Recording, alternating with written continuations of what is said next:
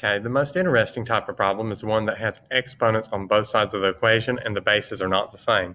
So several ways I can go about it, but I think the easiest thing is to take a log of both sides. On this first one, says it has an e, the log I'm going to choose is actually a natural log. So I'm going to have ln of e to the 2x equals ln of 2 to the x.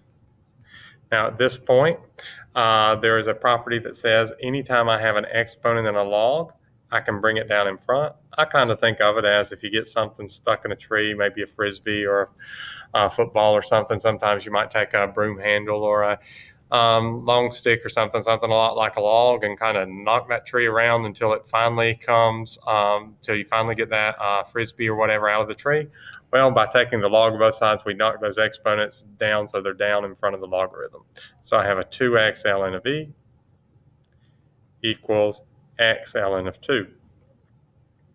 Next thing to notice is an ln of e actually is 1 because I'm thinking e to what power equals e? Well, e to the first power is e, so that's just a 1.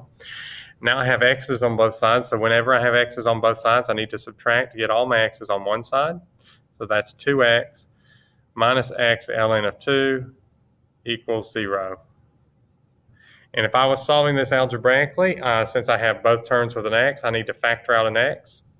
So I have x times 2 minus ln of 2 equals 0. And then to finish solving, I'm going to divide both sides by 2 minus ln of 2. Well, the interesting thing is when I divide 0 by 2 minus ln of 2, I'm sorry, I've kind of run out of room here, but when I divide 0 divided by anything, the answer is 0. So my answer after all that work was just an x equals 0.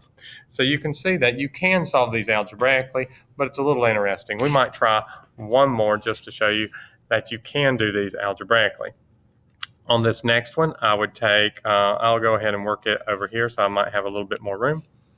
I can do the ln of both sides or the log of both sides. It doesn't matter. I usually just stick with natural log because it's a little easier to type in the calculator sometimes.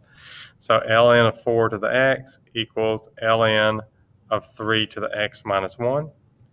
Since I've taken the log, I can drop those exponents both down in front. So that gives me an x ln 4. And then I can drop down that whole x minus 1 in front. And it is important to think of that as the entire x minus 1 being multiplied by ln of 3. Now at this point, since I have x's on both sides, I want all of my x's on the same side. But before I do that, I don't really want to move that minus 1. I just want to move the x. So I'm going to distribute this ln of 3 into this thing here. So that will give me an x ln 3 minus 1 ln 3 is equal to x ln 4. Now I can get all my x's on the same side. So that's going to give me an x ln 4 subtract an x ln 3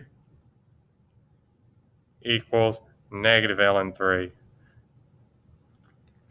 Then the last thing I want to do is I want to factor an x out.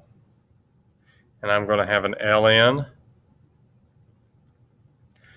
of 4 minus ln 3 equals negative ln 3. And then for my last step, I divide both sides by this whole ln 4 minus ln 3. So that will leave me with a negative ln of 3 divided by ln of 4 minus ln of 3. And I would get the same decimal approximation no matter what I use. Now, to have an idea of what that means, it's time to pull out Desmos. So here we go.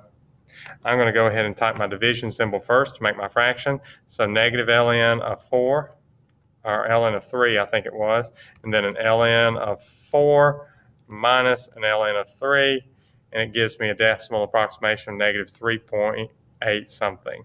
Just make sure I have that typed in correctly, and I do. Now, one thing I want to show you, that was a lot of work. So it would be a lot easier just to take the original problem, 4 to the x, and like we did in the first video, 3 to the x minus 1. Oops, x minus 1 if I put it in parentheses. And then look for the correct x-intercept.